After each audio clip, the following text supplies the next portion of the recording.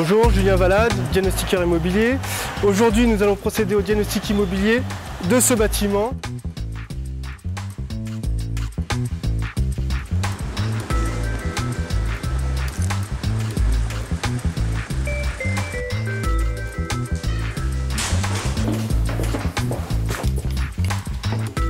Première chose qu'on fait quand on rentre dans un appartement, on fait le croquis de repérage des locaux.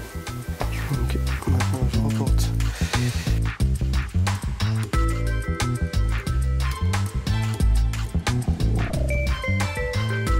Le diagnostic plomb, qu'est-ce que c'est? C'est une recherche de plomb dans les peintures. Alors on va chercher essentiellement en bas, et puis après on va regarder aussi en haut. Pourquoi? Parce que la peinture au plomb a tendance à migrer vers le bas. Voilà. Donc on a souvent une teneur en plomb beaucoup plus forte en bas qu'en haut.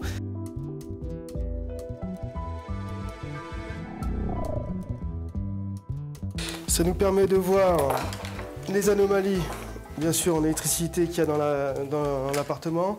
Ce qu'il faut savoir, on ne fait pas du confort. On ne regarde pas si la prise elle fonctionne ou pas, on regarde juste si elle est en sécurité, si elle est bien raccordée à la terre ou pas. Donc là, on va procéder aux différents tests, c'est-à-dire on va tester les différentiels, s'il y en a, bien sûr, mais généralement il y en a quand même.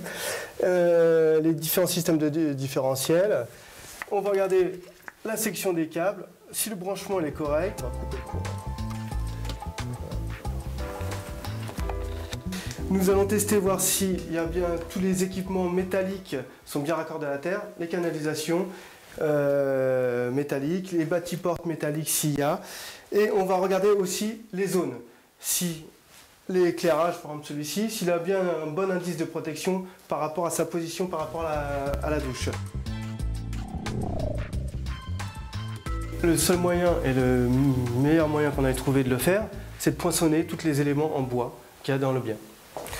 Et pour cela, à peu près tous les 20 cm, on poinçonne. Et quand il y a des termites ou d'autres insectes, xylophages, qu'est-ce qui se passe? La pointe passe à travers et là après on examine les dégâts occasionnés par les insectes. Et par rapport aux dégâts, on arrive à déterminer si c'est des termites ou pas. Alors là, en priorité, c'est je fais le tour des murs en tapotant, voire pour entendre le type de matériau.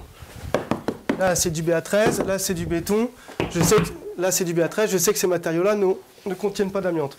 Après je regarde les plaintes, c'est du PVC, pas d'amiante. Là je regarde, c'est un parquet, donc ça c'est éliminé. Après on regarde au niveau des fenêtres, des joints, on regarde le fond des placards et on peut déterminer déjà si oui ou non il y a de l'amiante.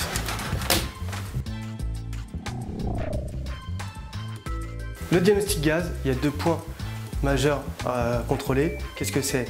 Les deux risques qu'il y a, c'est l'intoxication au CO. Donc ça, on va le contrôler grâce à cet appareil. On va mettre la chaudière en service. On va fermer et optimiser au maximum les risques d'intoxication en fermant les portes, en fermant l'ensemble du bien. Et on va tester, voir s'il y a l'émanation de CO. Et deuxième chose, c'est l'explosion au gaz. Donc qu'est-ce qu'on va regarder? On va regarder les ventilations du bien. Est-ce que le bien est bien ventilé? En quoi ça consiste? À regarder l'enveloppe du bien, son système de chauffage, son système de ventilation. Et par rapport à ça, on va pouvoir calculer l'étiquette énergétique du bien. Je regarde le type de matériau, est-ce que c'est isolé ou pas? Plein de points de contrôle comme ça. Les fenêtres, après je regarde, grâce à cet appareil, cette petite règle, l'épaisseur de lame d'air. Je regarde après, là, on a une fenêtre métallique.